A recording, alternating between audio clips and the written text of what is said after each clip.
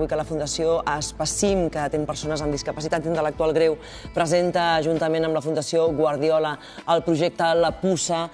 Tenim moltes ganes de saber exactament en què consisteix aquest projecte i amb quin propòsit es fa. Mireia Mallol, bon dia.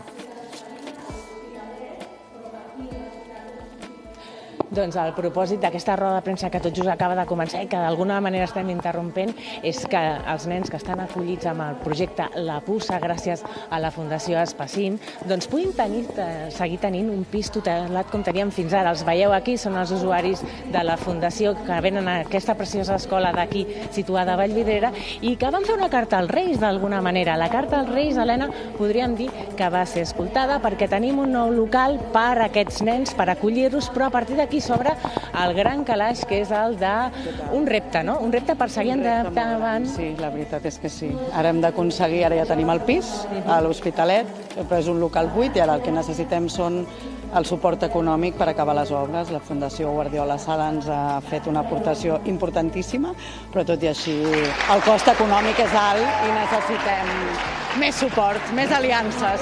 Qui són aquests nens de La Puça, per aquells que no els coneixen? Nens de La Puça són nens que provenen de la Dgaia i nosaltres els acollim i viuen amb nosaltres, doncs, en principi al llarg de la seva vida.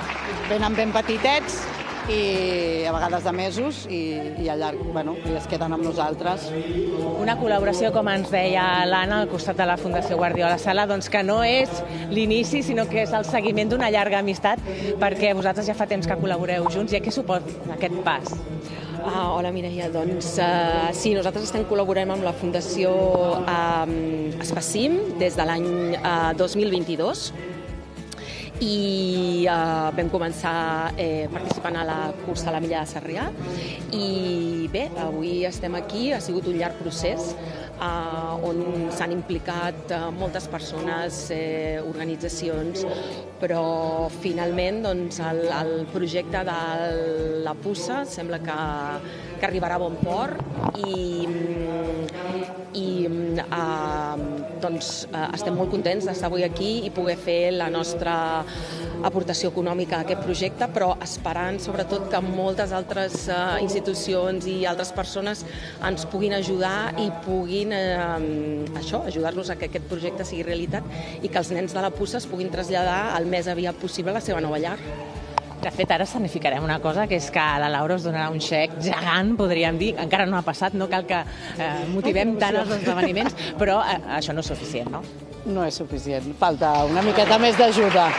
Sí, necessitem que persones, empreses, també poden ser empreses que ajudin amb el material, no sé, hi ha moltes maneres de col·laborar. Encara necessitem ajuda. Doncs ja ho veieu, continuen lluitant pels drets dels discapacitats des de la Fundació, però també pels drets de l'habitatge també d'aquests nens i per tenir una experiència integral 367 dies a la setmana i 365 dies l'any.